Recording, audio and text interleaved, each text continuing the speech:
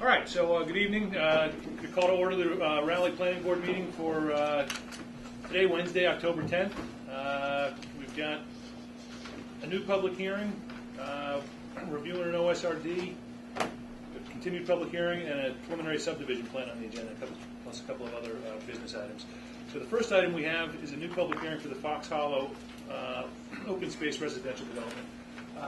Kirk, do you have a public notice here? Yeah.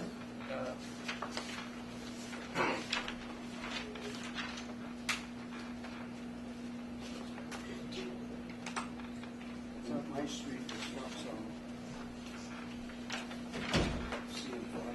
In accordance with the Massachusetts General Laws, Chapter 48, the Raleigh Protective Zoning Bylaw, and the Raleigh Planning Board Rules and Regulations, the Raleigh Planning Board will conduct a public hearing on Wednesday, October 10th, 2018, in the Town Annex Meeting Room, number 4, located at 39 Central Street, Raleigh, Massachusetts. The hearing pertains to a special permit and site plan review application for a proposed open space residential development, OSRD, submitted by the applicant, Taylor Lane, LLC, on behalf of the property owners, Cheryl J. Moran, Patricia Simon, Bruce Tompkins, Tompkins Desjardins Trust, Edward Moore, trustee of Seaside Realty Trust, for the above cited development of the subject parcels consisting of approximately 88 acres located at 430 Weathersfield Street, end of Taylor Lane, identified as map 12, lot 2, 3, and 4, Cheryl Moran, and portions of map 9, lot 23, Tompkins Desjardins. Subject parcels are located in the outlying zoning district. In addition, the application is seeking approval for the special permit under Raleigh Protective Zoning Bylaw, Section 7.8, Special Permits, and Section 7.6, Site Plan Review, in accordance with Section 6.4 of the Open Space Residential Subdivision Ordinance with Section 4.1 Floodplain District. The application plan and relevant documents are on file with the Raleigh Planning Board and are available for public inspection at the Raleigh Planning Board office, Town Hall Annex, during public office hours. So, who do we have for the applicant? How are you doing tonight? Good. Good. Good. So, good evening, Jill Mann here on behalf of Taylor Lane LLC, the applicant in connection with the special permit and the preliminary subdivision plan. Here with me this evening is Rob Nixon, the principal, and Amanda Boudreau, co-principal, right? So, I guess maybe we should just do a big overview, because I don't know how many members have ever done the OSRD. I know David has with us, and Larry, I believe, did the last OSRD with us. The last OSRD that I had done in this town was actually not a conventional subdivision, but was a, remember, it was a condominium. So we had duplexes. It was the Carriage Pines. Yeah. Yeah. Oh, Carriage. Yeah.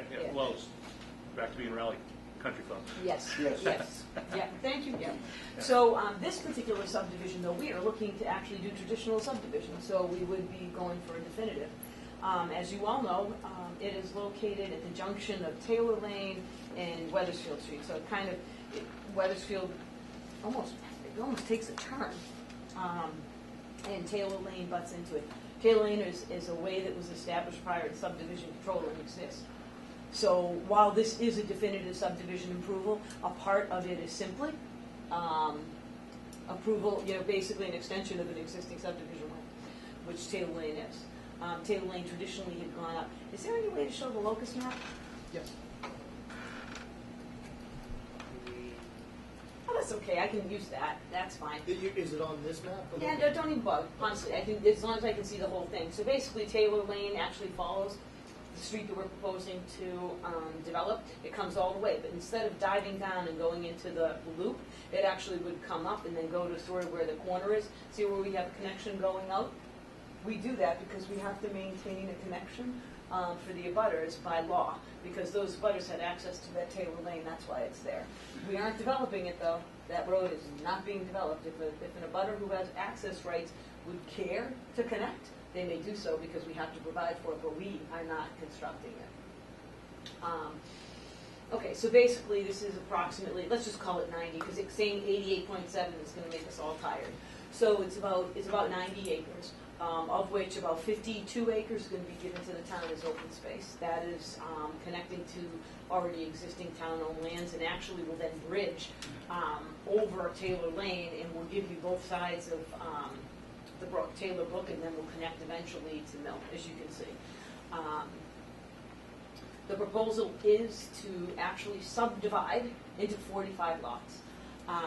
But pursuant, and the reason why don't get overly concerned, the only reason why in the permit application we put 60 is because when you look at your zoning and you do your concept plan, if you base this 45, you're able to approve 1.35% times. That's the only reason it's in there. It's up to that amount. If you so choose to do it, we can discuss it, go through the process, and why we would seek to do that. For example, if the board were to say to us, listen, we really need inclusionary zoning, we need to have some more affordability, then we have more flexibility to do so, because you do have density bonuses. It's impossible to really use a single-family home to do that within your concept plan because of the cost of the road, et cetera, et cetera. Obviously, why do you do an OSRD? You do it to reduce the amount of infrastructure. I recognize that this is a very long road. The only reason it's a long road is because we're giving the town so much land. It wouldn't be if we weren't, and that's why it is. So it's purposeful in that we're trying to actually create a connection to the buildable land and that, but still give this town a lot of open space.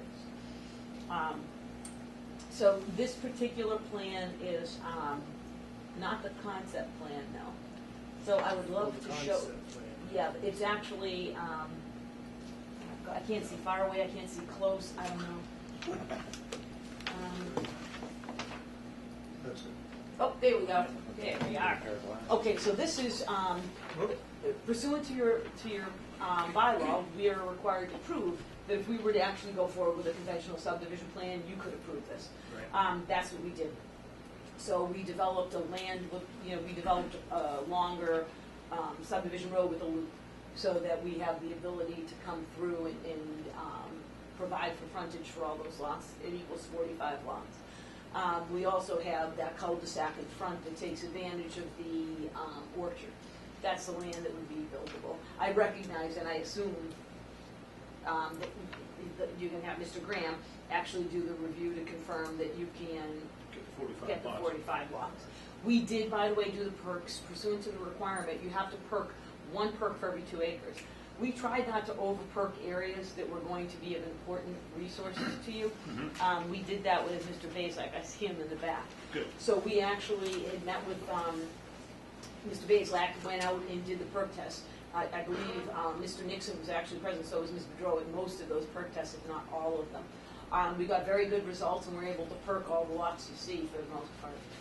We also perked clearly, we're going to have the stormwater management, because without stormwater management, we can't have subdivision in any event. So we did do that. This particular proposal, just so you know all of the impact, has one wetland crossing. And the reason for the crossing is it already exists. So Taylor Lane already cuts over, and that's the way the Moran family actually uses their home. There's a driveway. If you go in, you can see on both sides, and you can see the culvert. So we are in the process of finalizing our plan for the crossing and have done so in conjunction with Mr. Bazelak. Had many, many meetings to decide what would be the best possible type of bridge, if you will. Mm-hmm. And that's what you see there. That's the only impact to the wetland that we have. When we were designing this particular subdivision, I think when we talked about it, we purposely gave almost every single solitary resource to the town so that we stayed away from everything. The one particular other, if you will, high point of resource areas, there is a potential vernal pool on the property. I only say potential because it hasn't been certified, and that's that right there. It kind of looks like a mass. You did certify it? I apologize. Okay, so now it's been certified. And that's the one that kind of looks like a mass right there in the middle. Okay, so basically what we have provided to you is a concept plan for 45 lots. Before we really go forward, and the reason why we did a preliminary plan versus a definitive is you can imagine that a definitive plan, we would have to submit the environmental impact statement, all of these different reports, all of these different ancillary filings, and you really can't do that until we know how many lots you're going to approve. And that's why we submit the preliminary, to give you a picture of pretty much what we think we can get. And again, subject to the review by Mr. Graham. And as I said, I have gone through this process before with him, and I do understand what it will entail.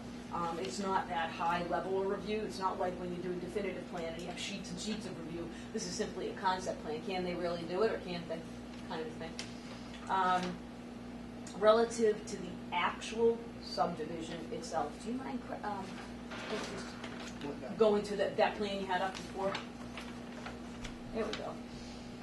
So here's our plan. This would be close to what we would like to see. As you can see, all of the green areas are the open space that we're giving to the town, and you can see that we've connected to the road. The one part we don't connect to, as you can see on the bottom, where we have the second cul-de-sac, that green space. But we have some different ideas, and that's why it really is a concept plan. I'm going to stand up because I don't have any other way to get to it.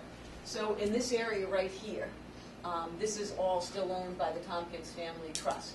And what we perhaps could do is form a connection so that there is connectivity, because that is one of the requirements, and that is something that Mr. Nixon is investigating.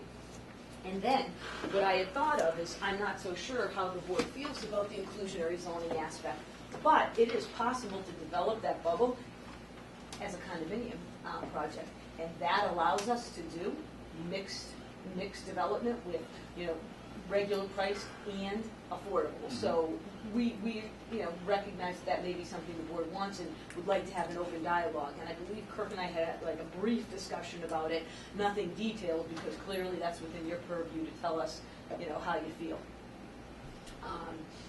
So again, 45 lots. We just show 45 single homes on there, but as I said, if we did do an affordable component, we would be developing duplexes and triplexes, because it's better for common to get living, because then the cost of maintenance and the requirement for maintenance is all inclusive, and it is much more manageable, and we can sell at a much lower price point for everyone to be able to have more managed product. And that would be a condominium. So under your special permit requirements, I did submit a very, very detailed narrative. I did give a pretty detailed narrative for the preliminary plan, but a lot of it said, TBD. So I don't know how viable that is for your review, other than giving you kind of the basic, telling you what I have now, what I'm going to have when it's done relative to open space, amount of types and quality of use of the properties. For example, forestry, agriculture, meadow, pavement. I did that, but again, that's going to change depending on where you go. However, for the special permit, what I did do was provide for you a memorandum that just literally goes through every single solitary criteria you could have in the special permit realm, and then tells you how I believe we satisfied it. And again, everything hinges on your concept. Yeah, that summary, that's actually in the digital thing that I sent you last week. Oh, okay, right. With that agenda packet, that actually had the whole application with that summary. It'd be easier to read, because now you have more familiarity, and it's kind of, then you can pick and choose, where your issues of concern are or not. We have commissioned a traffic study, because I did get the report from the Board of Selectmen. Yeah, and I saw, obviously everybody always has issues relative to traffic. That's not a shock to us. And we know where our points are, because there are actually 3 different major intersection points where this would feed into. It's not just Route 1, but it's on a couple of other planes, and the traffic report will address it. It's just that the traffic report can't give us a real picture until I know how many homes. So as soon as I get that information, we upload and boom, it'll be done. In addition to that, I do like for them to just opine with regard to the travel within. And we did get that from the fire department, who says this is acceptable. We did do a lot of work with the fire department to show them like a turnaround, how the trucks can come in and out. And then again, I noticed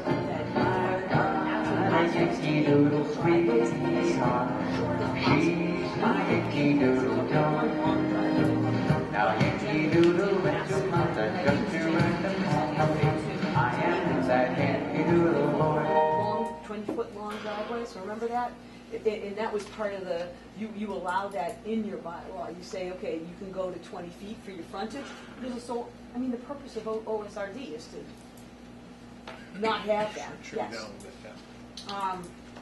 So that is taken care of, and again, we do have a traffic report that addresses all of the concerns. As you know, with a residential subdivision, it does generate traffic. It's not an industrial park, but it generates traffic, of course, right? You're going to have more people in here. As far as any other concerns, like I said, the fire department really didn't have any, and the selectmen did render that concern, and we will be providing you with that information also.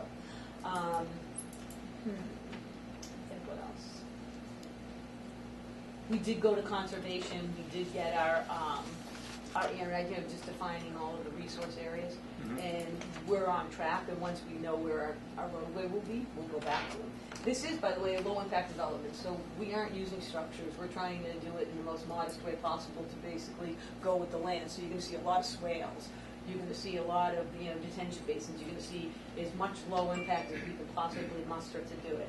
When we have to do when we have to do something, we'll do it because you have to have a culvert, obviously, under the bridge. So sometimes you'll have structures because there's no choice, but we did try to manage that. And again, I know Mr. Graham will address it as well. As far as the open space, we intend to convey to the town, and if the Conservation Commission, the Selectmen, and the Planning Board deem it necessary to do a CR, we're prepared to do that. I'm very familiar with the process and get that done. But the deed will go to the Conservation Commission, so at some point somebody will need to tell us who will be the grantee under the CR. I don't know if you do Essex or how you're going to want to handle that. And I mean, that really... You said a lot. Yeah, and quickly, right? That's the Italian background. I'm fast. But I don't know if you have any questions, if you want me to focus on something else. It's obvious, a pretty obvious question. If you go in subdivision, you perk every 2 acres, you're gonna put a septic on every lot? Yep, yes. Yeah, okay. Every single solitary lot will have septic system. Except if I do that village in the back, then I would do one common. Believe it or not, a lot of people, especially with single-family homes, I could have done a common area and done, they do not typically, when they have a single-family home, they typically don't like a shared septic system.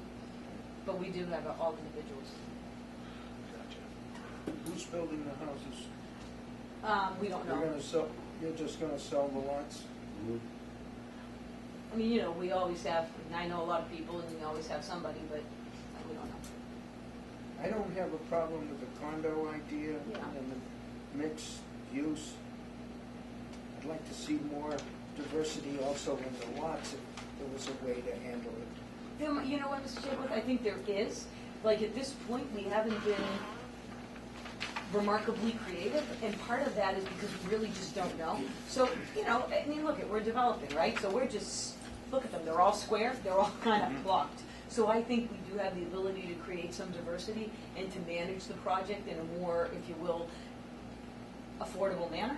Because, I mean, like every other town around here, right? I think the big trend is to try and develop homes that can service your over 55 population, and more importantly, service your children. Because for the most part, if your children come back here, they're not buying here. I mean, how do you afford it? That's part of what I was thinking, is that we allow for secondary units that are part of the main units with permission, and some of those units should maybe be pre-planned to do that, like your condo units. And I don't know, we have to have a discussion of how we're handling some affordable or something like that. Exactly. Yeah. I mean, and again, we're open to it. It's a new concept in Mr. Nixon. He's never really done a project with affordable homes, but I have. And, everybody always, for the public record, right? Everybody always thinks, affordable is so horrible. It is wonderful because it's not supplemented housing. It's nothing bad. It's giving people who just need a little bit of help to be able to get into a home and raise their families. It's a great program. We try and mix it in, so Yeah, that it's a great you program. just don't know who is affordable unless you look. Do the No, you research. would not, which is the beautiful thing. To place it all in one spot is not. And they don't allow you anymore. So, but DHCD now has a requirement, like you know how you have a senior housing bylaw, don't you? No, we have a housing authority. Okay, because now you can't do affordable units in senior housing. If you do it, you cannot restrict those units to people 55 and older and not allow 18-year-olds. So I said, well, how the heck do you do it? They go, well, you just have to open it to everyone. I go, well, doesn't that kind of contradict? Right. Right? Is that?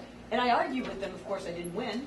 And it had only been a policy starting in like 2017, because prior to that, I have developed at least 4 separate projects doing just that, selling them with the restriction, but no more. So you can't even mix that component in, because it would be nice to be able to try and And the do mixture something. is actually Can't- better for the whole community anyways. Yeah, I mean, I mean, you can't put all old people together, that's not good. hey, 55 is not old, Mr. Gibbs. Just pointing that out right now. I'm gonna get in trouble, wait till I start talking about Joe Mann. But no, I don't disagree. There's nothing better than diversity for a housing complex. Well, I mean, it's better. Your town is naturally diversified to a certain degree, but then when you do big developments like 45 houses, all the people gonna be the same? Well, you hope not. That's why you need to Right. create different housing stock. Yeah. Yeah. Which is why, the OSRDs are actually a great plan, because you allow for that. I don't know what restrictions you know my favorite restriction, don't you? Which one? Always see. Okay, I no, know no, a lot I- of them. It has to do with hardy plank. Hardy plank. No, Hardy inside. plank. Wait a second. Door selection. Yep. Garage door design. It's garage design. Yes. I can't even remember. No, all. I tell the story, There you go. Jill, I tell the story about the vinyl and you calling up with a different town planner, but Oh, please. that But- story is a good one because it works. And I saw Ralph come up to me in Gloucester and say, David, thank you. We literally sold out all that entire subdivision 18 months from the day you issued the permits. We were on fire. They could not have sold better or faster. The design was beautiful, the spacing was beautiful, Landscape. and the quality of product was, the actual materials. Yeah, I know. Well, we're hoping to do the same thing here. And yet you're going to sell each individual lot, so that does. So we are selling individual lots, but when we were to do any kind of, when we were to do the condominium portion, if in fact the board chose to do that, and Mr. Nixon said, yep, perfect, I like the concept, then we would do that. And also, we would mix in units. So, yeah, you really can't restrict an individual homeowner when they're Right. building, but that almost, when you have an individual homeowner coming in, that almost, automatically creates The diversity that you're looking. in design, because, although, you have to admit, after a while, right, everybody wants front entrance colonial. Yeah. But then it changes, then everybody wants like this or that. Remember in the 70s when everybody wanted a split level? So, It's great for architects because it was changing the split levels to look like something different. are you? See? You architects always create a market for yourselves, don't you? We don't create it, I'm other kidding. people create it. But, But you do have to think about what is happening the way people live now is different than in the 70s. It started in the 70s, but it's extended. The kitchen becomes the living room, et cetera, and everybody wants to. not that anybody cooks, but they all have gourmet kitchens. Tell me about it. I can testify to that one. But I think we will create more diverse housing stock here. I'd like to see it. And I know Rob knows I do. I'd like to see a real mix. So, and we can do that by varying the lots, making some smaller, some bigger, really creating a little bit of a difference and not having all necessarily square lots. But again, you'll have a lot of input on that, You're not- especially when we come back. Rob, you're not going to build any houses? I don't plan it to, unless I have to do the condos. If that's what I end up doing, I'll have to do that. I'll do that. We're talking about diversity, and you mentioned the potential for condos. I'm not, certain that we're going to be pushing you in that direction for any reason. We haven't really gotten too far down this road, but we don't always pursue that as an objective in any group. But let's just say we were to consider some of these affordables. How do you you mentioned you'd use that cluster at the end for the condos. But not all affordables. Oh, It would be I mixed see. stock. Gotcha. Oh, I would never, ever, ever do that, Yeah, because then it that's- would create stigma. Exactly. No. There's the No. that's the other side of the tracks. Yeah, Right. that would not happen. Yeah. Yeah. And you've got to make them fit in with the single family or Yeah, family and a half. blending in duplexes with single. Exactly. It's a trick, but it's a. It actually works out pretty well. So I did it. So I did a 55 and older in Middleton, where we kind of had some single family homes mixed in, and then we had some we even had a 6-family, believe it or not, sprinkled and everything. That wasn't fun. So we had we had tons of different types of units, and it actually created it's that one on North Meadows, David, take a peek. You won't like the architecture of it, but I like the mix. It's a compliment, I bet. To you, Yeah. yes. But I do like the mix, and I would love to see something like that, because it's possible we can do a lot of different things if we ended up doing some mix of a congregate, subdivision with the lots and then a congregate area. And the reason too is it's great for a developer, because Rob does plan on, you're gonna put in the road. So Rob intends to actually come in, he's gonna do the site work, he's gonna get in, he's gonna lay the road, he's gonna do the whole thing, and then he's going to probably sell off some of the lots, which is how you end up carrying yourself, and then he could potentially do a condominium at the end, because now you have your access. And it gives you flexibility to connect. I'm trying to figure out a way to set the standard for the development, which is the same goal that you would have. I mean, one thing that's setting the standard is the cost of the lot. If the lot's expensive enough, you've got to get a certain standard. That's right. But Your value of lots. At the same time, this is interesting because it's the first OSRD we've done where it is a subdivision as opposed to a condo. So one thing we've always certainly encouraged is we don't have architectural review, but we certainly have some input into what they put up. And this is going to kind of challenge us without having that ability. So, we should perhaps consider some restrictions on the lot regarding house size. Architecture. Some architectural review Yep. by the developer potentially. Yep. I mean, we would definitely, That'll be put in place regardless, so. because Okay. we're going to have, That's good. we're going to have the housing restrictions, so we're not going to allow a certain size. We are going to keep it pretty tight. Number one, number two, the lots, because of the way we design. Right. We will make them tight enough that you're not going to put in. What's the average, Mindy? About 10,000? How big are those lots? 20 to 30. 20, okay. They're big right now because they have big backyards. Two-thirds of it. And I Still, think you're not going to get somebody putting a 6,000 square foot house It's on. impossible to do. Yeah. Impossible to do. I mean, if you get a good lot and has lesser square footage, I don't have a problem with that. As long as it can sell for what you want it to sell The for. reason some of these are bigger and not smaller is because of the Board of Health got that 30 feet Yeah, from it's- lot line for the septic systems instead of 10. That is really. That really straps me to a lot of what I do out there. Yeah. I didn't realize how difficult that was, but every time I was like, cut I that lot. run I into can't it all the realize time, that. and I don't understand it. I don't need, especially with an OSRD, and the goal should be to. Tighten it up. Right. All right. Anybody from any abutters that have any comment? Yes. Mr. I know. Like identifying Good yourself? evening. Yeah. Good evening. For the record, my name is Cliff Pierce. I'm an abutter. So I'm going to be speaking now as an abutter, not as a member of the Board of Selectmen. First of all, I'd like to commend Mr. Nixon for doing this as an OSRD, as opposed to a conventional subdivision. I mean, this is good for the town, it's good for the environment, it's good for the new neighborhood that's going to be created.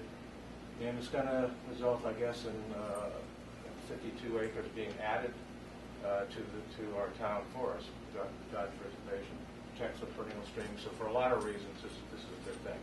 And I think he should be commended for that. I do have one area of concern I'd like to address, and that has to do with the entrance on Weathersfield Street. Kurt, could you bring that up? Do you want to see it in the GIS, you want to see it here? No, here. I want to see their plan for the entrance.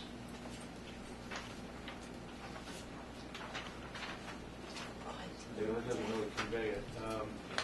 Did you have a specific detailed plan? There is actually. I thought I gave you I really do have detailed one plans, here. and I forget There to is a include it. detailed or- plan. Where is it? I don't There's think- one that, huh? I don't think we gave it to you. C8. I saw it.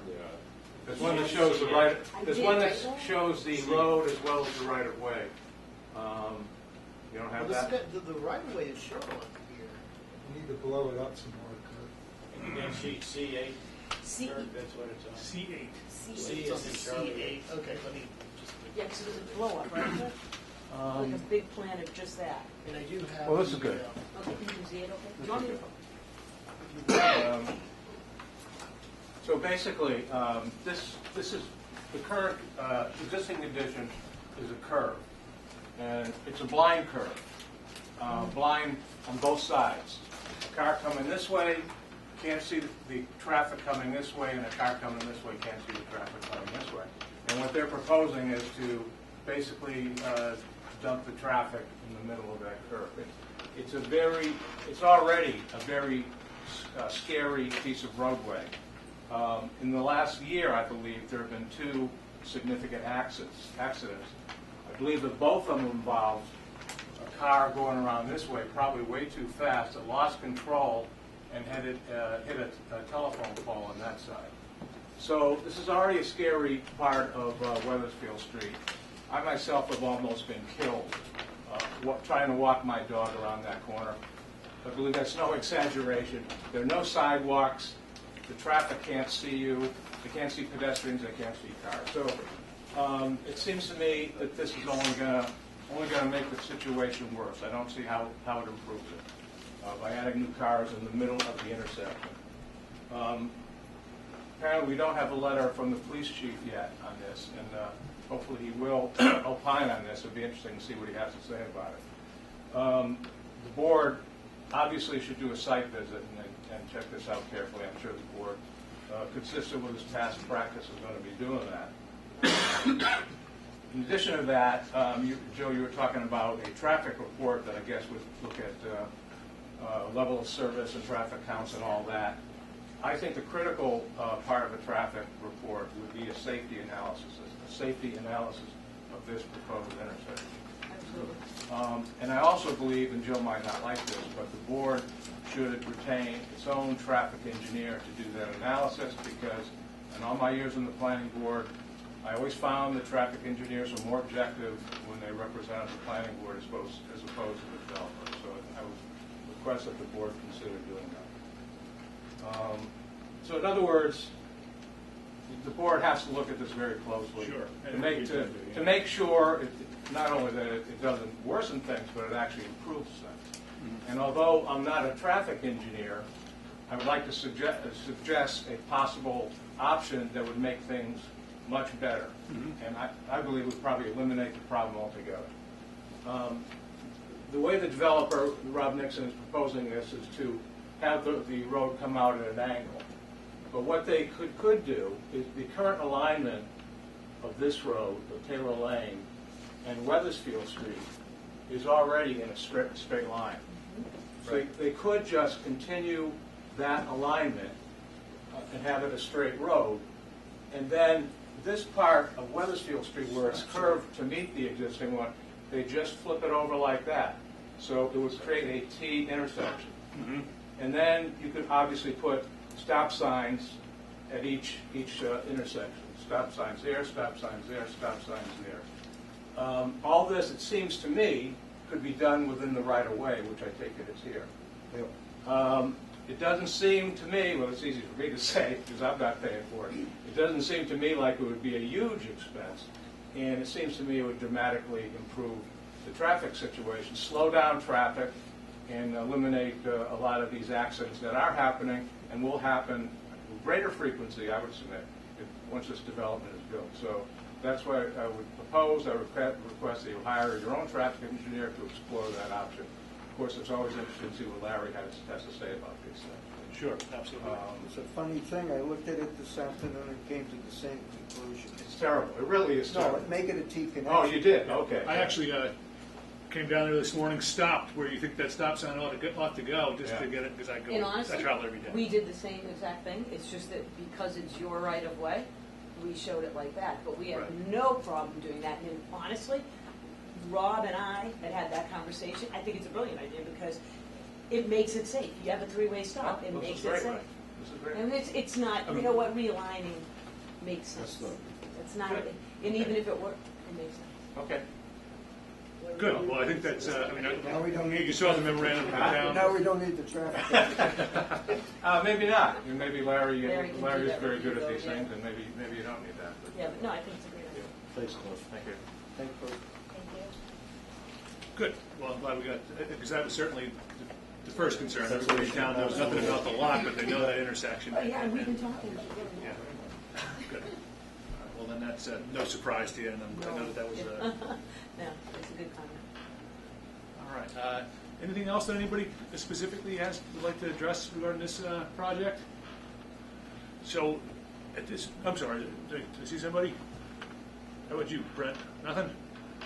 Well, the board, Brent Bazelak, conservation agent for the town of Raleigh. The board has heard some of my comments before, so I wanted to hear the presentation because I didn't want to.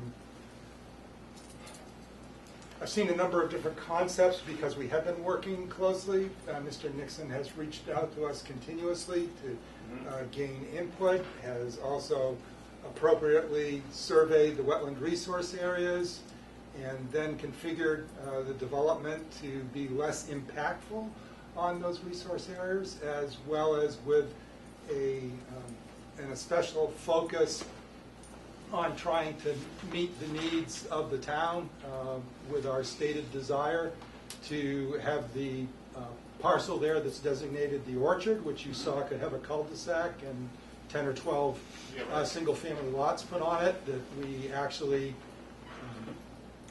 none of my commissioners have voiced any different opinions, so I will continue to strive and say that that would be an extremely worthwhile donation to the town, very protective of the Dodge Reservation, especially the portion that has the YMCA folks leasing and having a children's summer camp there. It would be a great benefit to the town, not just environmentally, but a great benefit to have that buffering and have that protected side of Dodge Reservation. Irrespective of the fact, then we've got the riparian corridor with Taylor Brook, which they're donating both sides of that, which is marvelous wildlife habitat, and again provides that buffering, which I think was envisioned for Dodge Reservation, but couldn't be manifested because we had to work with what the Girl Scouts put up for sale. But this is a marvelous opportunity to actually solidify the protection, both in terms of the usage with the summer camp being on that portion of Dodge Reservation, as well as then protective of the resources, specifically the watershed, Taylor Brook on one side, Batch Elder Brook on the other side, and then the connection that's provided by the Riverine Corridor on the western side of Taylor Brook as it further extends along the joint boundary with Dodge Reservation. So,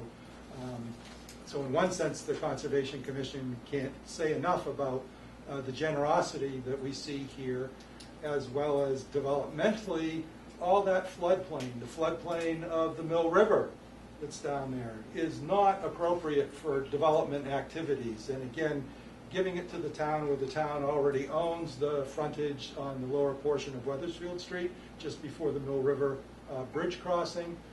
This would, again, provide continuity of both sides of that riverine corridor. So there's a lot of benefit, and I'm just hoping to provide some comments a little later on as I gain an appreciation for where the infrastructure is being cited and things like that. But was also glad to hear about some of the flexibility that is being presented to the planning board tonight in regards to the structural component of the types of residences, et cetera, that's being proposed. Thanks. And I appreciate the fact that you've been working with the applicant regarding even just where he's going to dig those test pits. That kind of preserved what needs to be preserved to the extent that you could. Well, yes, as well as, again, thanks to Mr. Nixon, we actually remediated a number of large pits that had been left on that property, which were not only an eyesore, but were potential elephant traps, which explained why we've never found elephants on the Dodge Reservation, because they were trapped out, apparently. Thank you. Joe, there's some dashed lines along some property lines that have not been explained. Can I take a peek? Oh, that's the possibility of where they're going to drop some of the, you have to put some sort of detention for storm water. That's all, or carry storm water. Yep, carry storm water. This cul-de-sac at the end, Yes. and I believe that Mr. Tompkins owns the land to the, Oh, he- to yes. the south, right? Yes. Yes, No, shouldn't we be stubbing something off so that there's access? Can't do it there.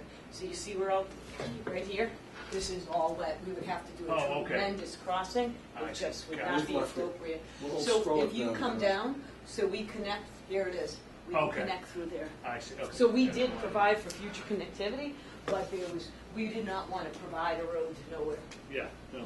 Originally, I think you might have seen that in the plan, we did do a road to nowhere down there until we surveyed it and found the water, and it was pointless to kind of do, because we're not going to get the crossing, not there, Sure. not like that. No, it's, It no, wouldn't you be want to. appropriate. There may be a way then, because I didn't think of that as being drainage there, I thought it was maybe an easement for a pathway through or something like that. No. And in the natural course of things, maybe there should be some path connections. well, Brett and I are gonna work on that, as time goes Fantastic. on. Yeah, we haven't Is he even still done the back trail there? system Yeah, yet. Okay. And that's something we have to work on the entire trail system, because we do want to provide connections. We have a couple of things we're floating about to see, how can we provide more connectivity behind the homes, front of the homes, where are we gonna do that? That's why that we do have that big open space. We have that available, everybody can walk in there. Great. Good projects. Anything we can do, what's in it, where are we going with this? What can we, We are keep- we how are can we keep this eager moving along? to have Larry tell us, or actually recommend to you, our concept plan. So honestly, before we can really move forward, we need the concept plan. And then we would basically ask you to close the hearing on the prelim, so that we can file for the definitive. But I would ask that we kind of keep the special permit open, give me the concept plan, right, the yield plan, close the preliminary hearing, then we keep the OSRD open, I file immediately for the definitive, and then we work on what the real final plans will look like, and then we can incorporate, various conditions relative to the construction of, the particulars of the lots and or the congregate area. All right. So we are really, truly, at this stage, Larry, we're gonna wait for you, push you fast, come on, Larry. To the board. It's all yours. Do we need any kind of a motion tonight? Just to continue. Yeah. And then I would Jake. ask, so it's a four-member board tonight, that the next time a board member shows that they read the Mullen, they read the minutes so that we can have a five-member. Just Oh, because sure. if one of you ever, don't you have two associate members too? You do, okay. Just one? Okay, so, it's always better if every single solitary one of the members can be a voting member, so that if one of you misses, because you can only miss one meeting under the Mullen rule. And I keep track of that, like, All right. But, We watch video. yeah, but you can only watch the video once. that's right, I did hear that. And while the associate can vote on special permits, that's it. It's not gonna get you what you need. Yeah, Yeah. yeah, Oh, you can't vote on definitive? Just special. Really? yeah. I wonder why. Weird. It's a Put in the statute. second-class citizen. It's in this, what's that, in 48? General law, I'm not sure where, but it's. I never paid attention to people, I never really But read it's it. under the special permit, under the mass law that talks about special permits towards the bottom of that section. Oh, you're not elected, Yeah. you're appointed. Appointed, Right. yes. Oh, that's why, all right, yeah, I'm elected Some of us official. start out that way, and then Excuse me, Mr. Chairman, does the board want to schedule a site visit now, or hold off on that? No, I don't see any reason why we should move ahead with that. I mean, It's up to them. I think it makes sense to just get that first review in, but, We would, honestly, I don't mind doing a site visit, but I would love to be able to kind of focus on the concept plan, get that done, because I don't think the only point for a site walk would be to actually see the intersection to show you, but I would love for Larry to kind of look, check it out, and then do a site walk, because, let's wait till the next meeting. but I would definitely encourage even one or two of them, so that you can see it at various points. sure. It's a I mean, I big think, parcel. I think we, preliminarily, we're concerned with that intersection. And I think that in itself is going to take some, But I wouldn't mind even being able, hearing, right, that the Board of Selectmen are going to be supportive, because you'd have to allow us to manipulate the right-of-way. I don't speak for the board of. Okay, that's true. So the Board of Think about the Selectmen hall, know, really. if the board, see, in order for this to actually be viable, that's why we don't show it, because you can't show something on a plan that you cannot do.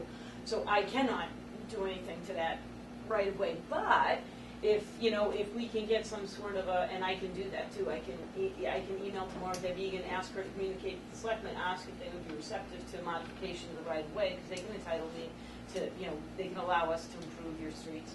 And then we can actually design something that we can submit to Larry, and then you can go out to the site and see the redesign that would, you know, accommodate the traffic concerns And that yet are we, intended there. do we need to deal with this as at the preliminary? You don't approve it, I mean, you know how you can deny a preliminary plan, you can approve it, it means absolutely nothing. The only reason we file it is because we did the OSRD, so we really should file both at the same time. So, you'll really address it as definitive, but I would like to be able to show it to you. Yeah. Okay, so, well, and if you talk to the Board of Selectmen, you get that clearance. Yeah, I'll we'd get, certainly like to see what, I'll talk to the town people administrator. might want to consider doing too. Yep. All right. I mean, so I do think we absolutely have a site visit on the docket. Probably not going to schedule it today, Yeah. but otherwise, I think we just need a motion to continue this. Make a motion to Could I ask continue. Oh, I'm sorry, please, yeah. You mind? You mind? No, go ahead. Just a few things, because I haven't begun looking at this application very much. On page 2 of 6, Jill, you mentioned townhouses. Is that only in the 5 lots? that you're Oh, doing? Only I those don't know. You know what? I won't know until I get definitive how we're really going to do it, because I would like the option of being able to construct some of them as townhouses in order to Only in those provide 5 a lots? mix. I might do it elsewhere. I possibly could. But, you know, then I'm probably not going to do them as condos, but more as in-laws. So you do a duplex, but maybe I'll do a townhouse, but maybe I'll do more like literally like an in-law. I won't do. To be determined, but I think that would be Yeah, 'cause important I to. don't want to do a condo. Yeah, I don't want to do a 2-unit condo. I don't. I'm not suggesting. Yeah, you know that can be a pain. But I would, the bottom, I would do the townhouses with a condo area. Mr. There's Graham. the one sheet we were looking at the intersection. Yep. Why did that have 2 lanes of traffic exit? Because we thought that when traffic was going to come in, and I can't remember what it was, I Rob. don't either. Well, I think it's Can not you zoom necessary. in? My point is, 1 lane out is going to be plenty. Yeah. And we're probably going to be looking at Yeah, you know what, maybe when we- another concept of the intersection Yeah, anyway. when we redesign it, we're not going to have them. Yeah. Right. You could have like the boulevard centered on that? Yeah, we did there. Just Just two two are exiting short. lanes, Oh, it just okay. causes more What? confusion. I'm looking at a realistic connection. I think we talked about parcel D going south into Tompkins. It's not a realistic connection. How about parcel E going Can you west? show me? Going- Which one? Sorry. Oh, that one coming back there? Yep, we have every place we could put a legitimate connection, we did. What, I don't have the plans, or I'll have to get them to see. Is that a realistic connection is- to another road? Oh, That's- no, not to a road, but to land that could eventually connect.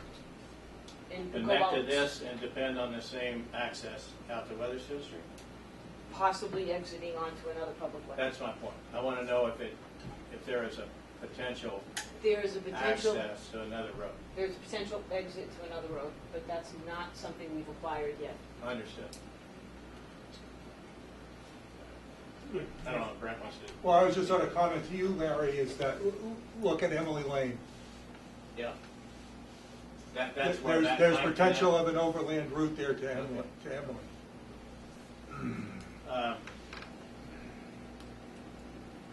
What's the length of Weathersfield, from Weathersfield Street to the split? What's that length? Approximately. The length from Weathersfield Street to where you split? Right there? Yeah, right there. 2,500 feet. Yeah. The whole thing's 5,100. But it's 4,500 to where you could. 25. 25. Oh, 25. Yeah. Okay. Existing Taylor Lane is about 4,000. Okay. Water main, town water, Yes. and it'll come in and just go around the loop and back out. Yes. There's no way to loop it unless, again, Emily Lane or something like Right. that. Now, I've talked to the water department about it. You can loop it internally, though, What, well, that doesn't really right? Doesn't help? help a whole lot. What, are they talking about a larger size main, 8-inch. 8 inch? The soils test results, I haven't I didn't see them in the, They're all on file at the Board of Health. Board of Health. They have given Kirk a letter okay. saying that So they're they're official satisfied. tests, so you can use them. Yes. Okay, perfect. Yeah, the letters in the packets. And maybe this was part of the comment that we talked about, but I didn't, on the plans, I didn't see any indications of soil tests on lots 1 through 11 in your yield plan. That particular, that's the apple orchard, That's right. and we just did what they asked us to do, and dug where they asked us to dig, They, because Brent? between Brent and the Board of Health, Okay. and they were satisfied with what we found. There's really good soils up in They there. didn't want us to. They didn't want us just go digging the place up. I understand. I'm just thinking about the compliance with the regulations. And we did meet at the 1 for 2, we did. And there's another clause in there that says evenly distributed or And we evenly did- across the And we property. did, within this area, we did actually test all the way going down, but just very sparingly. Okay. Well, we'll look at that. You can take a just, peek, yep. yeah. And just a very minor detail, but we're looking at preliminary plans, and all the sheets say, or many of the sheets say definitive plans. I Yeah, but- understand that they're pulled out of the set, but if the board's going to act on a preliminary plan, it ought to say preliminary plans or Yeah, not. I can adjust That's- the preliminary plan that's- aspects. It just, they're not gonna approve them, and even if they did, I don't know what you'd be approving. And then lastly, I know that Mr. Nixon has been into the board previously several times to discuss this. Has the board taken any action that I know of the length of the cul-de-sac for the yield plan? Any Oh, no, formal action? I know what you're getting at, and we have dealt with that on other To give a projects. waiver, To get the yield, you need a waiver. And I would say that When did we Taylor do that? Lane, What was the project we worked on that had a similar, just trying to think of precedent for it? It was 52. It must have- yeah, it must was have like been. 2,000 feet, wasn't it? Where? Where? Newbury Road, 52 or 50. Was it 50? That's right. They wanted to do like the It boulevard at one wasn't point. this long. I think No, it it was was- like 750 or something. No, that actually, It was like if you recollect, 2,000 feet, I thought. the property they donated was well beyond the existing Right. hard house, Right. and that's where it goes back so far. So I think that to get the, so that, I mean, at least, I know in that instance, we did take a vote at a meeting to waive the length of the cul-de-sac requirement for the yield plan. Mhm. Yep. But you haven't taken any. No, we have not. Before you act on the yield plan, or do you want to see them do that? No, I don't think so. I just bring up my comments fine, and no. they'll take the action. Yeah, no, thank you, because, I mean, we'll certainly want to address that, because we can't really approve the yield unless we can realistically know that. Like I say, Don't do I it. just started looking at this up until today. I wasn't sure I was going to be looking at it, so I'll be involved. Great. So we have motion to continue on the floor? Yep. Second. Continue to the. Next meeting. Next meeting. We have for, Rob, do you have any idea what these marks are? 14. November 14th, Yes. 7 p.m., right? Probably Just within the the, Yes. there's an apple map. 7:30. 7:30. Oh, 7:30, I'm sorry. They just Yeah, start late- with a an late A or meeting. Yeah. with left something or something? No, what? I'm just All curious right. all the time. Thank you very Thank you. much. Nice seeing you again. Appreciate your time, thank you. I didn't expect to hear that. I'm gonna take every agenda you have. Next time you go out there, we're gonna see if there's a difference in the soil. Oh, yeah, that's all. Okay. New map, I'm gonna look at the Google map because I've taken it different routes. in and explain it, or just want to change it? Well, and that can get you, right, because I go back into the 90s, the photos aren't as good, but like the tells you all kinds of discovered impervious surface. It's impervious surfaces that Well,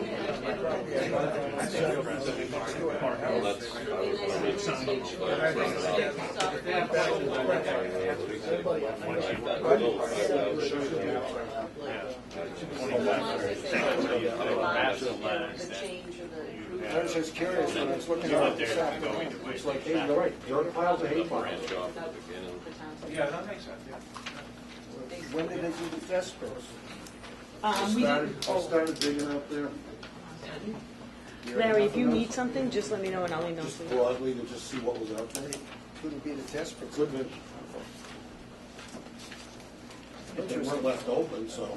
No, They had it would to go change, by and it would take- change the earth. Yeah. On the yield plan, they What's draft? Do you have one that's got the watermark on it? No, until I get all the final changes. Oh, okay. I'm making the changes and then. have a couple of walk Oh, codes we that can would vote go on in it, the past. if, Gotcha. but I won't take, because I've got all those distributed. I would, once I get the okay, I'll make the change and I'll come over and get your signature now. Perfect. All right, so the next item on our agenda today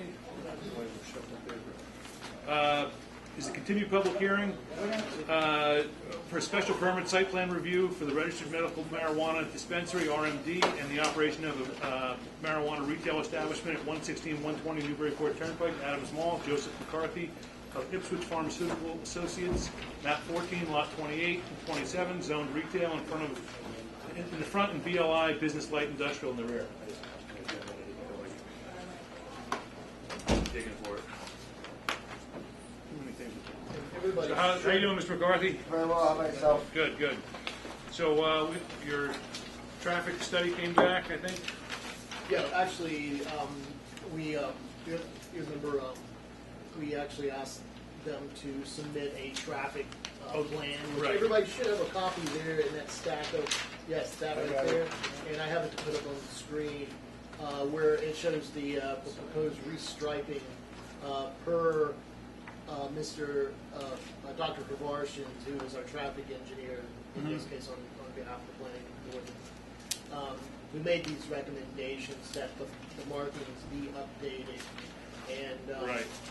But currently, that is the traffic flow that's currently in place there, right? essentially, I think the only real difference is the exit, Yeah. that it actually breaks into a right and left turns explicitly stating or showing that right and left turns, two right and left turn lanes, whereas right now I think it's a single arrow. It's a single exit, Right, okay. And you could do, a wide single exit. And does the landlord control the entire parcel, including downriver? Yes, Okay, so he has control over that part. absolutely, Yeah. yes. and I I don't see also, a parking count here. Parking count? Yeah. I have to count. yeah, you'd have to actually count the number of spaces. But they didn't find any issue with the number of parking spaces for this use, and granted, yeah. No two more houses on this entrance. There should be a set of those stops.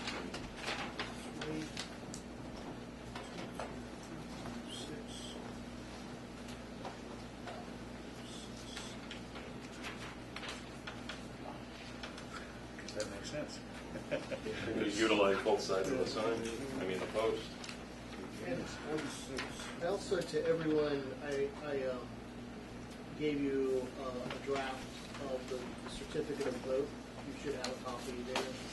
So, and we did discuss, when we first we're talking about the traffic flow, we don't really know what's going to happen. You don't know. I'm sure you have lots of optimism, and I hope that you're going to be, cars going to be wrapping around the building all day long. But we don't know. So we in the proposed certificate of vote that we're considering, we'll consider further tonight, we're talking about a 6 or 8 month review where we talk to the chief of police, speak to you, talk to abutters, see if anybody has any comments about how the traffic situation has been playing out since you're in business. And just with the expectation that if there is concerns that can be addressed, we'll bring you back here and we may have to do a modification at that point. That's All right? fine, yes. Okay. So that's what we're considering. You want to go ahead and, one thing I think Troy's certainly made a valid comment. On the exit, there's no do not enter signs coming in from Route 1. I'd probably like to see them on the backside of the stop signs, just to keep people, seeing 2 lanes there. I mean, the arrows are on the ground, but Yeah. Good idea, I understand exactly, yes. We'll install that, we'll put that in as a requirement tonight. And we'll certainly consider it as a condition, but it Yes. seems to make sense. I've certainly gone in a few wrong-way entrances, and that works out well. Did it today?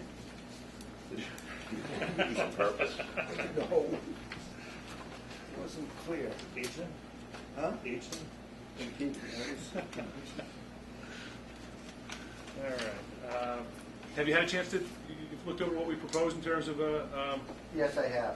special permit? We should just add the do not exit sign on the back of it. I think Yep. that would be the other piece to that. Do you want that, you mean in terms of adding that as a condition to the approval, or I think making it makes sense. or making a revision to this, or make a reference to this document? Just to the plan, yeah. I mean, right, and the technical aspect being that we like to see it on the plans, we approve the plan, but we're not going to ask you to send this back to your engineer just to tell us that we're going to make a two-sided sign. Right. Nonetheless, we will, that's going to be part of the Special special permit. permit, and the certificate of occupancy would be contingent upon all signage required being in place. Hours of operation in this. The hours of operation, it's referred to, make reference to the operation plan, the operations manual, which, operations and security manual, Okay.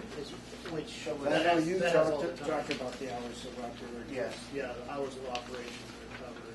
and we covered up the chief also with, So, I know you had a pretty generous window. You were leaving open for the, or closing for the time that the ice cream shop may be busy. What's your business plan for hours of operation? right now, we initially planned on opening much earlier than we have right now. We're running probably 12, 14 months late. We've incurred a substantial amount of extra cost. We would like the option to leave the hours open right now and work with the ice cream facility. If there is any type of issues, then we would like to come directly to the board and address them with the board at that time. So right now, and again, we're incorporating your operation and safety manual into the order. That has a broader hours of operation, Yes, which it is does. it what is it, 8 to 8. 8 but, to 8? I believe it says also it's up to the discretion of the special permit board. So, we just discussed briefly that we have this review in here for 6 to 8 months, the commencement of the business activities, evaluate traffic flow to and from the site in light of the efficiency and public safety using police department traffic accident data. We're actually, we've already kind of modified that language, it's not in this version. I think we said signage, we review signage, Yeah, traffic pattern. yeah. We should also, Add hours of it. yeah, as a separate, perhaps not in the same paragraph, but I think Now, additional. Here's what it says, in the packet that we made, the operations plan. Company, it says company will operate from 8 to 8 p.m. 7 days a week. So are there modifications to that? The modification is the modifications that the board would make, Oh, okay. not modification. So I think we're going to leave you the discretion to do what you need to do, but we're going to look at it at the same time we review everything else to see if it's causing any issues that need to be addressed. On Sundays, typically, You could write a we, separate line, but it would be staying as the 6 to 8 months. I'm sorry, you're, Saturdays would be typically a 10 a.m. day. Yeah. again, we're going to leave that We'll broader leave that, window and I would like to come back and discuss times if there is ever any issues there, traffic patterns, traffic flows. We would certainly like to keep the safety factor. Sure. All right. So those are two, gotcha.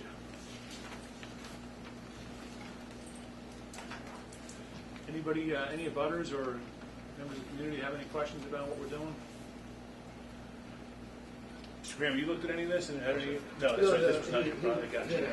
Okay, sorry. Then I'll leave you out of this one. This is the one we had, Mr. Marshall. That's right, because it was just the traffic study. Very good. All right, so,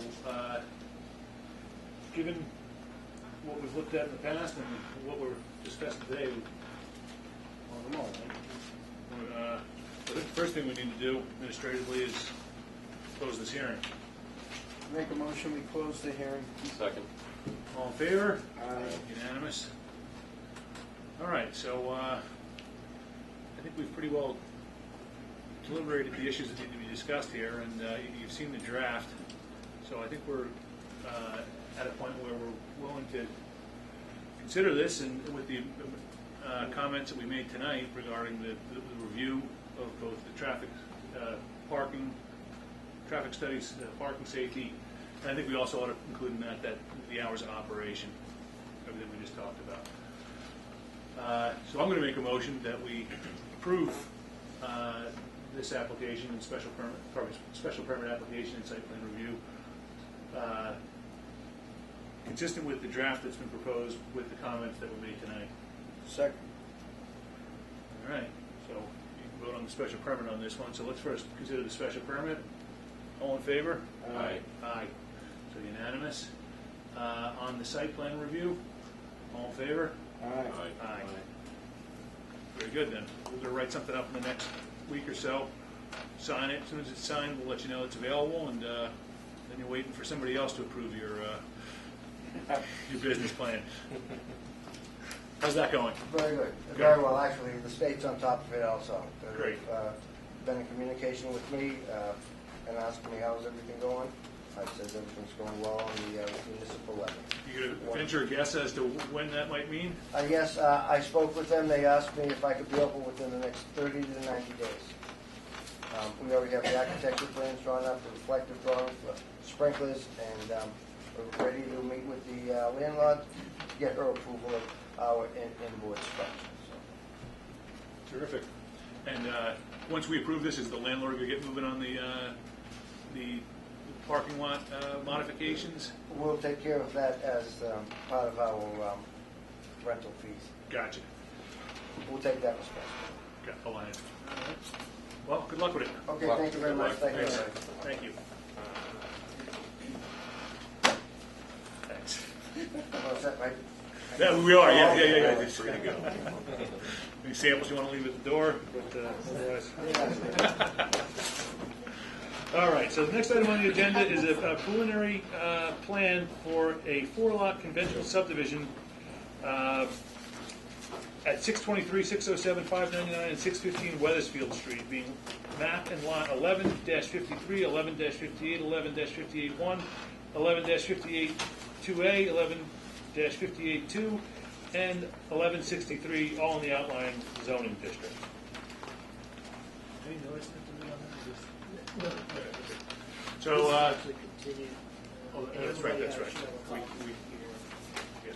I have a large copy of on the desk if you want.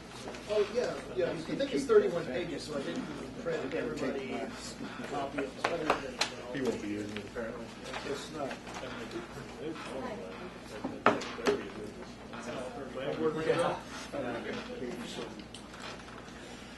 So, gentlemen, how you doing this evening? Good, how are you? Good. Thanks for waiting. Sorry that went a little long, but that's the nature of these things. Just for the record, Tom Beatrice for the applicants with Walnut Plain Chet. Bob's going to give a rundown if it's appropriate, Mr. Chairman. Absolutely. Tell us what you're intending to do here, what we're looking at. So the applicant's proposing a 4-lot subdivision on the north side of Weathersfield Street with a short roadway, a dead-end roadway, dead ends at a cul-de-sac.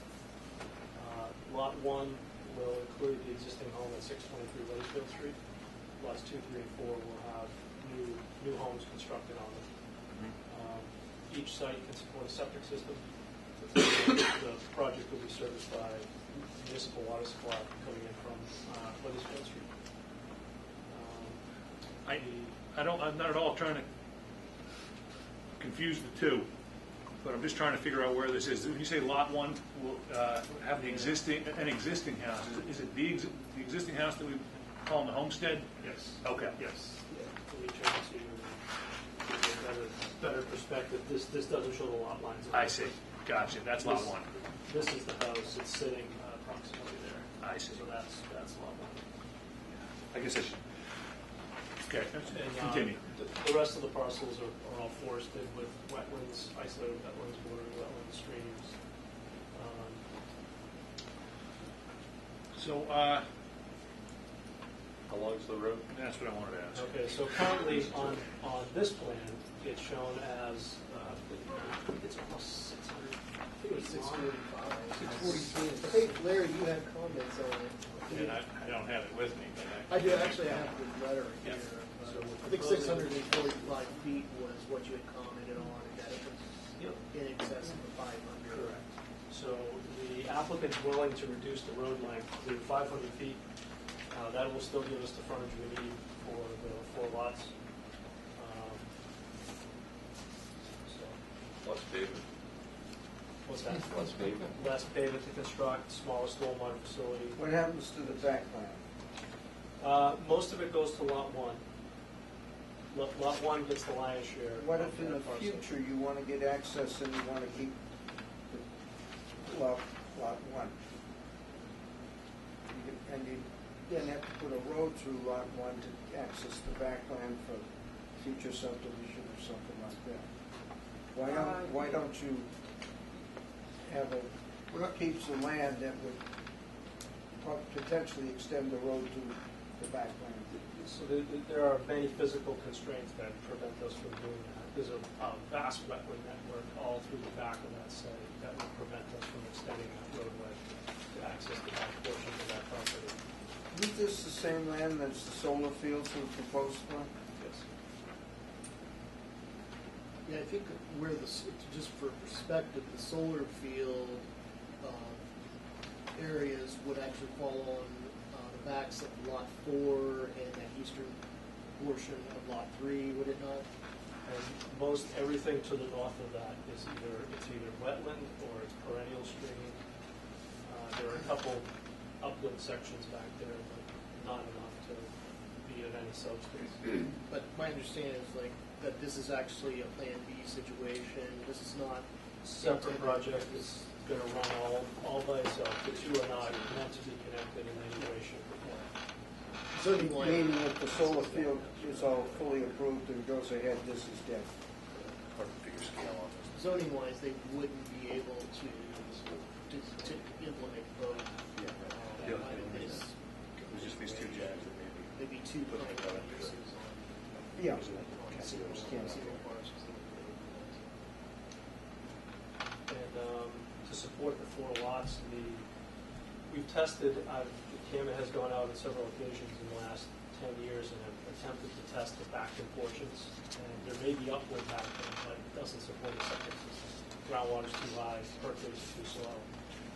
Where we're showing homes on that site, the new homes, we have tested passing perk rates, passing soil tests. And there's just 3 new homes. So, glad you addressed the issue of the length of the roadway, because that is really a constraint on this board. We can't, I kind of looked into it to see if there was the ability to create a waiver for that, and it doesn't seem that, nothing clear and popped out at me with the ability of the board to waive that requirement on a subdivision.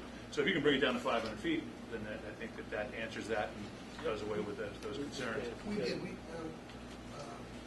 Mr. Blanchett addressed Mr. Graham's comments by letter from Mr. Graham dated July 12th, 2018. There was some delay in us receiving that letter for some reason, but in any event, Mr. Blanchett did respond by letter dated August 2nd. October 2nd, 2018, and addressed all of the issues brought up in Mr. Graham's letter, as well as the 500 feet that we're discussing now. And we're certainly going to include the 500 feet as opposed to the 643 or 5 feet on the definitive plan. Mr. Graham, you got any comments? I know you did this I review. don't. I I just received a letter shortly ago. Oh, okay. And it is a letter, it's not revised plans, and they do say in the letter what they will do. So, but I have no comment beyond that. Okay. And actually, I'm really thinking back to your July 12th letter on this. Is there anything from there that? That's when they respond. Yeah, that is the. That's the one that- But yes. I understand, but what I'm saying is, aside from what they addressed, which seems to be the length of the roadway, there's nothing else in this July 12th letter that you think that we ought to be considering? Let me look at it again here if you need to know, because I don't.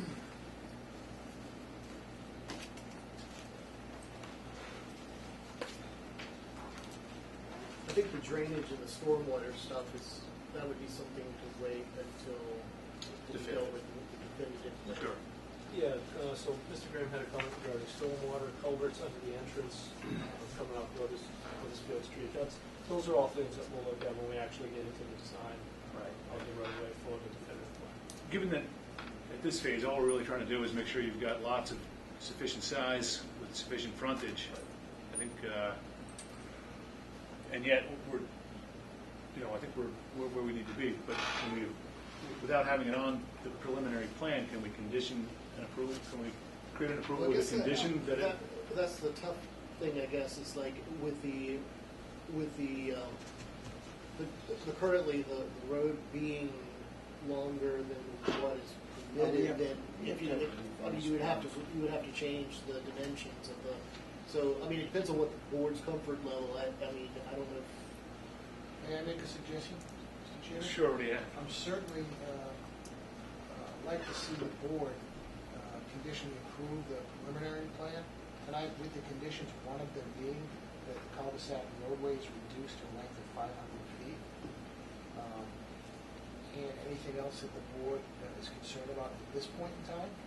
But I certainly would ask the board to consider doing that tonight, and then we'll be in with a preliminary definitive subdivision plan by the end of the month.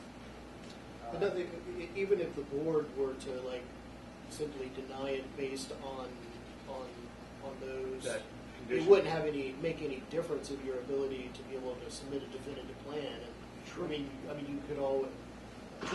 The I board would be don't just understand acting. why we're doing it. Well, the board would be acting more cautiously by denying it simply because the cul-de-sac length, on the basis of the cul-de-sac length, is too long. Because once you change the cul-de-sac length, the dimensions would have to change. And we wouldn't be able to evaluate the dimensions until that change was made. Right. We're not ready for anything yet. Yeah, so I mean, essentially, could do a conditional approval. You'd be saying we have conditionally approve it if you change everything about the plan. Basically come in. Can I address that though? Yeah. And I'm focusing on the dimensions will change. If you look at the length of the cul-de-sac now, it's 643. If you reduce that by 143 feet, the dimensions of the lots will actually increase as opposed to decrease. Oh no, I mean So the they meet- frontage, the lot frontage. That one of the dimensions, the main dimension one of the main dimensions we're concerned about. I realize that the lot area would increase, but lot frontage is a key dimension. Yeah, so, Goes along. a 500-foot long roadway has approximately 1,000 feet of frontage Yeah. around its perimeter. And Yeah. 4 lots at the required frontage is, 600 feet, so we have a surplus of 400 feet of frontage. Per Even- lot? Total. Total. Oh, so there's plenty of frontage. It's not Well, dimensionally, Right, it's not an issue. But There's no plan. yeah, I mean, essentially that. I mean, there's no real difference if the board just makes a formal denial of the plan. You're still in the same place. You can still submit the revised Sure, version I'm not of the disputing that, but definitive it plan. seems to me that the board could issue a conditional approval with as I mentioned before, a reduction in the length of the cul-de-sac with no risk or adverse consequences to the board. What's wrong with drawing the plan and then coming back and getting a vote? Do you want to do that, or? No, definitely don't want Would to. you want, is there any reason that they couldn't just deny this plan and you resubmit the preliminary plan, and then they approve the revised? Well, being as you don't need a preliminary, they could go right to definitive Yeah. with the same information. I mean, it's like Jill said, I mean, the denial of you can approve it, deny it, it really makes no difference. You can still submit the same definitive plan. I mean, it does have legal consequence in terms of, but at the same time, the board would be asked to, it's a very bizarre kind of approval to simply, that when you're saying all the basic elements that we want, Aren't you? you know, are wrong or incorrect, need to be revised, to actually approve it on the condition that they be changed. I mean, it's a bizarre kind of. I have to disagree with you, Kirk, because I think actually all the basic elements are there. The only thing that we're actually talking about is A, the length of the cul-de-sac, and B, some engineering issues with respect to drainage and the possible culvert that could be certainly addressed. Let's put it a different way. Everything's going to be different. In the And definitive plan. I'm not going to vote for something that's going to be different. And I don't understand why you need this vote. The only thing that's going to be different, as I mentioned, is actually. All the frontages, In terms look, of the dimensions. you're getting me Could you mad. comment on the impact of shortening that cul-de-sac would have potentially on the dimensions of these lots? It seems like I think they're Probably right, not. they can probably shorten it. Yeah. And still get to 4 lots, no problem. But there's one other item in there, and that's, this is proposed with a Ford crossing, no culvert at the, coming off of Weathersfield Street. Yeah, that's something we'll look at for the definitive. I've actually already looked at that. I think there's enough room to get a couple small culverts in there. But again, it's like you guys have been talking about, it's a preliminary plan that, like the length of the cul-de-sac, a Ford crossing, we just don't do that. Whether you know, they can fix it in the definitive plan, but are you gonna vote a preliminary plan that shows it? Or vote a conditional for it, vote it subject to the condition that it is actually installed. I think the intent of the preliminary is to demonstrate that if we want 4 lots, we can get 4 lots. And that preliminary plan demonstrates that element, regardless of stormwater and other features. Which will have to be fixed. Question is not whether you can get 4 lots, pick 4 It's the and length of the road. It's the length of the road. You can get 4 lots, it's just this particular preliminary plan configuration, which is not. Well, I'll tell you what we can do, is take a vote to see if we're willing to approve the preliminary subdivision plan with the conditions that the roadway be no longer than 500 feet and that each lot demonstrate adequate frontage.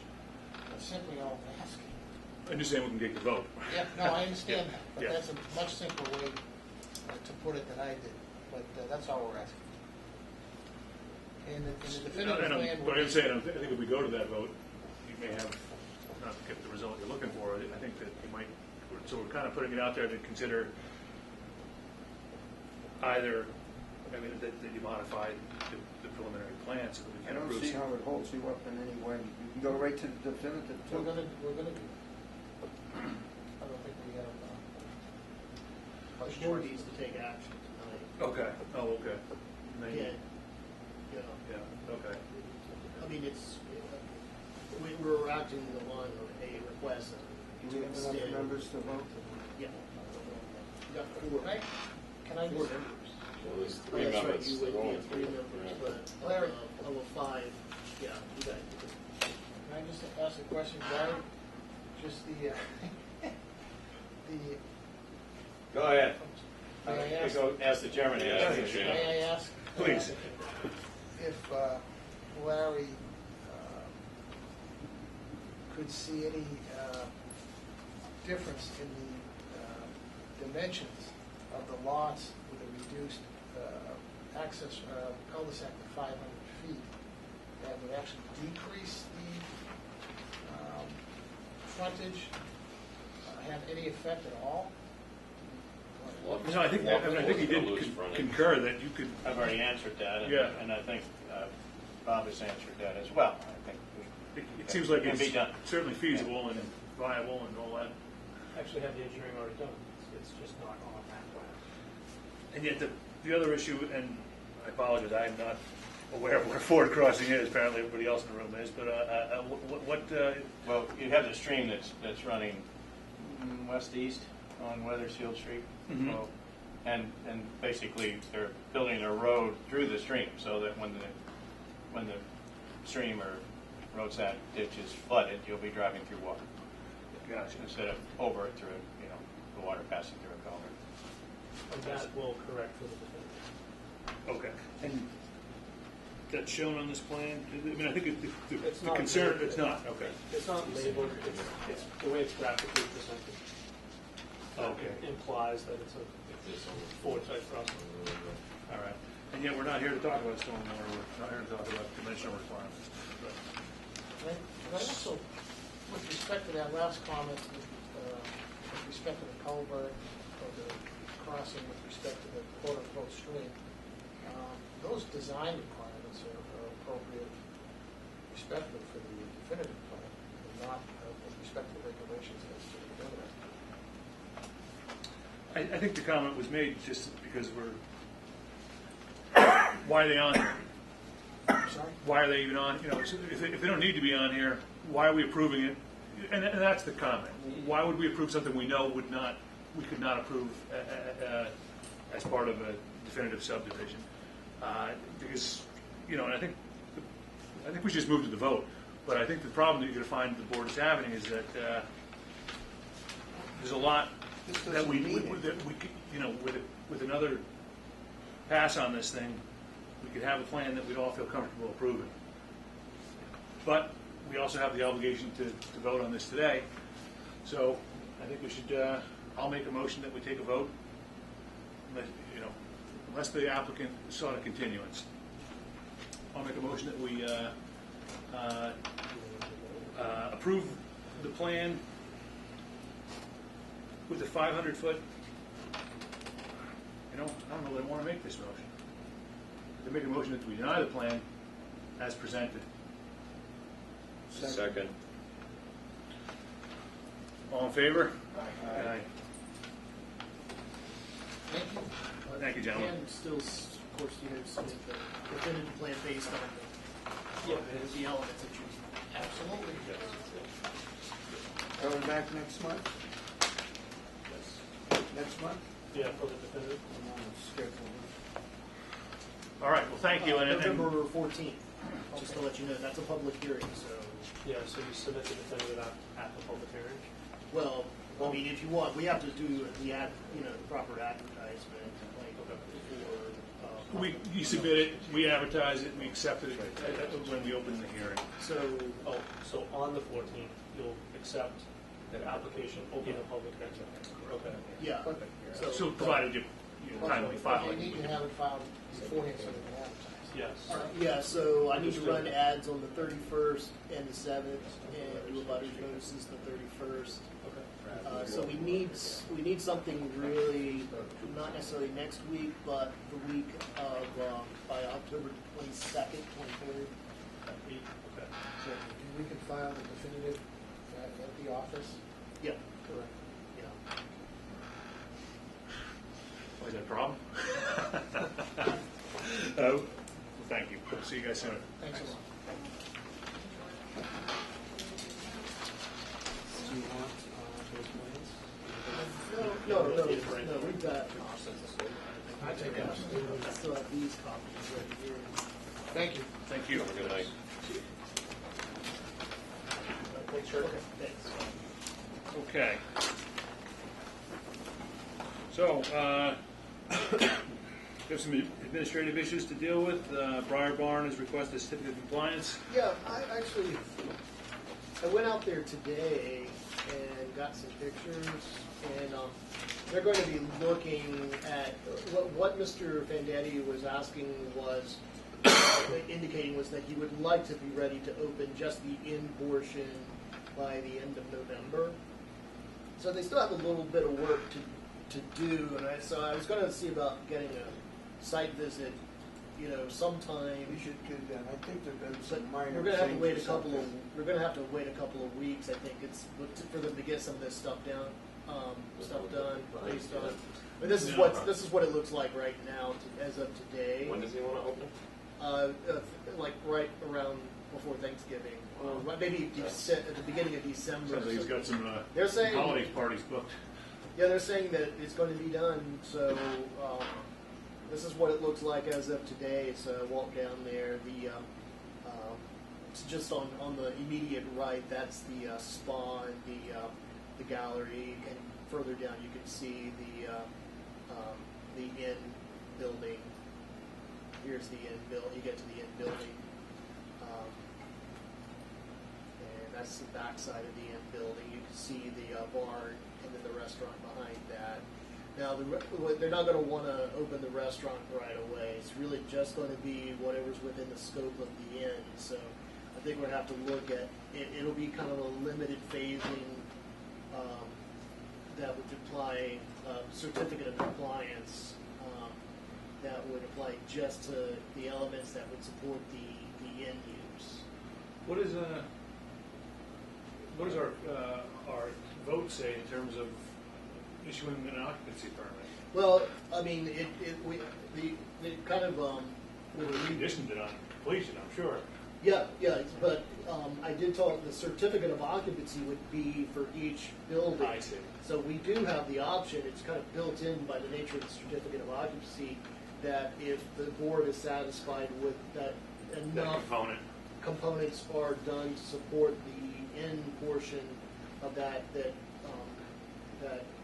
Ken would be willing to issue a certificate of occupancy for just the inn, and then the restaurant would follow in January, and the other buildings would follow in January. All right, so at this point, we're just waiting to hear from them that they have what they consider substantial completion and would like us to take a look at it. I was thinking within the next week or so, but we're going out there. There's no way they're ready in a week. I was skeptical, so I'll get in touch with you. There's no gravel down, they haven't got any sidewalks. That's the. Well, there's some safety issues, that's what it is. There's no curb. I mean, they got way more than a week's worth of work there. That's the courtyard right there, Right. the inner courtyard. That you see the inside lobby. This is the lobby, the hallway. So yeah, they do have a little ways to go. Well, I guess But we it looks just wait great. to It's hear. awesome. Was it November 28th? That's a good question. I mean, they have moved along pretty quickly, but just the same, that's a vicious schedule. Kurt, did you indicate how many parking spaces they were going to have? Because you guys don't remember, Well, and that parking is going to be whatever parking is going to be. And we may want to talk about what you think might be necessary to support the. Well, you're gonna Well, have, they just have have workers they have that there in as their well, plans. so- They have it designated. Oh, yeah, but and, so and in their application, which. What, Okay. Oh, that's a good point. Yeah, they did try to say this is the parking for the inn. This is the parking that we anticipate. yeah, for the total numbers. They had numbers so Yeah. for each one, each use. That's the art parking lot's gallery gonna be right full of there. construction workers too, if they're still working on that second phase.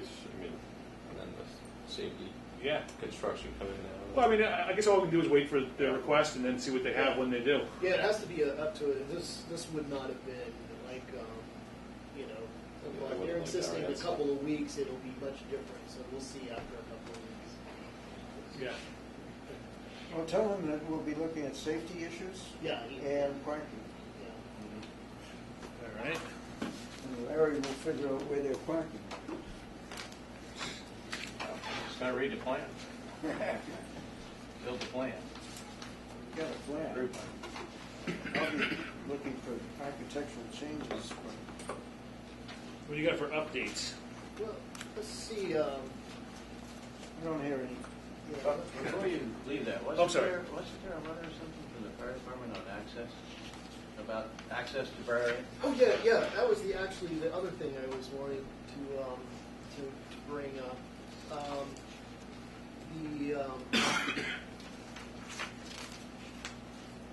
We can't really do the fire chief actually did get back to him, so the board really. I'm just going to advise you of this, but John Moore got in touch with us to request on behalf of Mr. Vendetti to reduce the size of this. It was actually a access drive that was 12 feet, and they're wanting to reduce it to a 4-foot walkway, and then use grass pavers for the remainder on either side, so that that 4 feet on either side would be grass pavers. And the fire chief came back and he said he might have a real issue with this. He's going to meet with John Moore and they'll get back to us. So the board can't really act on this right now, but just to be advised, this will come up at the next. Yeah, There's no changes coming off of Main Street. They're still coming in the narrow side, Yeah. the north side. Yeah, there wasn't any change. They're coming in proposed for that. both sides right now. Well, I know, but they're when they finish, they're finished. It's coming in between the house and those big trees that fence. On the left. It's definitely a tight spot for that, but Well, maybe they might change their mind. Not yet. So yeah, so we're just waiting to hear back from what they come up with. So you say grass pavers, that those permeable concrete the permeable blocks with grass grows up permeable between. paver, yeah, exactly. I don't know anything about how they hold up with a fire truck on them. That's what the fire chief. No, they're not The gonna- fire chief I got don't like back the to weight him. of the fire I don't know truck. if you saw. Did you Oh, actually yeah. see the fire chief's response on that? I don't know where I got that. I Oh, don't okay. know.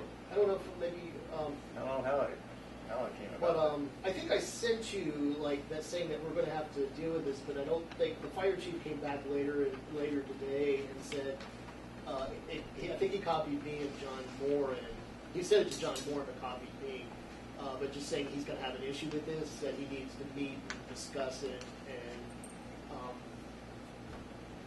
he sounded very skeptical about whether or not he would go for this. It may stop there. So we Mhm. have to. The question for the planning board would be whether or not this could be, if the fire chief is amenable to it, is this something that can be done as a field correction? And I think that's where we would maybe refer it over to you for it. It sounds like an aesthetic issue. I don't know, it's structural with a vehicle on it. I know, but Yeah. I think the real where it's coming from is Yeah. an Aesthetic. aesthetic Right. issue for Denny. Right. It'll look better. Which walkway specifically? This is the inn right here, and this is the restaurant. Sorry, yeah, between here over here is the inn. Here's the courtyard, and it goes in between where the barn and then the restaurant is located. And so I think it was the fire chief that asked for that width to allow access behind the inn, so they could have access to the interior of the inn. Because I think, can you roll it up a little, Kurt? I think- Well, that's actually the whole thing right there. Yeah. This is just what you can. I'm just trying to remember, but I think the access around the other side of the inn was eliminated in the plan for this. Yeah, let me go to the. Let's see if I brought the plan. Let me go to the plan right And initially, we're coming around the west and south side of the inn. I think they gave that up for this. Something sticks in my head.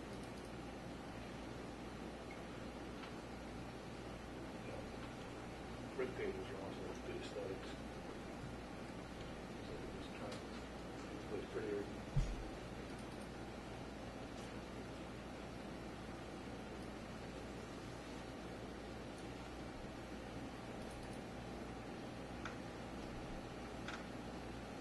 No, it's still there. What's that? The access around the other side of Over. Just right here. down along the west side and then along Oh, the this south. right here, yeah. So it connects all the way through. Yeah. They need that, right? They would be able to back out. Yeah. So he needs the whole access all the way Yeah, around. he needs to go through. Right. And then have to be one. Planner updates. We'll have a couple of. We do have a. Well, it hasn't been submitted yet, but we'll have another medical marijuana. I think I've mentioned this last time. There's a company called Verdant that's looking at that parcel across from Swenson Granite, where they were proposing the Granite place. Yeah, the Reed Granite place. But I think I actually mentioned this last time. It'll be coming in. It's probably going to be on the next agenda because they were pressing to get on that November although they haven't quite submitted yet, I was expecting it this week sometime. Pretty close together. Any other updates? No, I think that's it. Any You know, invoices and expenses? I'm Yes. trying to speak as. Sure, and I'm with you. So circulate those. You know, that Reed Granite kind of set a high standard. I kind of have expectations for that parcel now, you know? I think this, you'll be impressed with this group. Oh, good, good. Is this it's Tito very- Jackson? Yeah, but He's on his own now. the group that we met with is a very professional operation, so I think you'll be really impressed. Money in this stuff, yeah. I guess so. Yeah, I think it's going to be, they're looking at cultivate, well, Not if there's 10 of them in town. the parcel is Yeah. split zone, so in a way it's perfect for, you know, cultivation in the back, because of DLI and then retail up front. I have my timesheet and a few bills. We had to Renew the P.O. box. renew the PO box. Larry's got some, Was 623 Weathersfield Street continued to November There's a 14th? bunch in Or here. not? No, we denied it. yeah, that was denied. Yeah. No. Oh, okay. But they will They- be, they're I mean, they gonna are, be filing for but he just said they would be submitting Engineering. That's um, done? a to be definitive plan. a definitive plan to be on that. And then I'd also sent out a couple of sets of minutes. You know, Must have missed them. No, they came through. Oh, they did? Yeah, I printed them out. Nice try, Troy. Did Cliff get a chance to take a look at them? But you Where might, did he go? I don't see anything more than one on this one. He was in the butters. I don't I know. thought Cliff was I going to didn't be read up them late. yet, so if we could postpone them to the next meeting. Surprised he was in favor. we were doing Yeah. so good. You know, I thought he was. You're right. I thought he was, the first thing I thought he was going for was the Langford Road. Yeah. I think right up for that. But a good bureaucratic started by praising the I was applicant. thinking we will print two sets this time. Yeah. That'll be good. Can I ask a question? Yes. So the solar people Mhm. that are proposing the thing, if they don't get the solar done, they're gonna do the houses? Yeah, that was supposed to Or- be an alternate project. Oh. If, I think it's a plan B to solar. Because they're still working on trying to get solar. Yeah. I actually think that she thinks that by doing it the way she is, she's going to save money. You know, I think she wants to be ready to go whichever way things break for her. You know, so if the solar investors back out, she's got another plan. And it seems like they always want everything like quick before they really have all the information. Well, that's his job. How many approvals can you have on a piece of property? Right, I don't know. Well, I should look we into did, that. I think we the preliminary plan itself doesn't. No, like, but you the could- definitive plan will. Well, now the definitive plan, I mean, you could have a. I think with the definitive plan, you could actually have that. I mean, you could get an approval for either one, but it doesn't necessarily. If you, it depends. If you, whatever you implement, you have to implement according to one of those. You can get two Doesn't- approvals, but you can only implement one. Yeah, you can only implement one. I mean, according to the zoning, because I mean, if they do implement the solar project, then they can never get any building permits, even if we did approve the definitive subdivision, and they change, and that would actually create a problem, I think. Though I don't think you could actually. That's the one thing about the definitive subdivision we have to be careful about. Is by, if they record it, then the lot configurations would change. So you need to, I don't know, maybe we should check with the town council about that, see what the impact of that is. I know when I talked to town council about the preliminary, you could approve as many preliminary plans as for any. Any for number of plans for one property, but parcel. Right. The thing is if the definitive subdivision is approved, once they record it, then that would change the lot configuration under even if they implemented The solar. solar array, Lots that of heated you roads. basically be changing the parcel configuration under it. Yeah. So that would make it kind of confusing. I don't know, I've never been just- down this path before. Right. It's not like it's some exotic subdivision. I would just worry about one project at a time. If one fails, I agree with you know what I mean. Work Why it out, even right. And the thing is, she add all has a couple of, I mean, with the A&R lots there, she has Right. 4 lots. this? Do it, exactly. We're commenting a lot on, I just don't think that's the best Still on. layout for the subdivision. I mean, for the 4 lots. We've walked the land and it's got some big lots there. yeah. But that's We, So what do we, okay, so we're gonna wrap it up, or are we gonna, Yeah, I think that's it. we gonna boot minutes till next time? Yeah, Of course let's we are. move on, because Troy hasn't read them.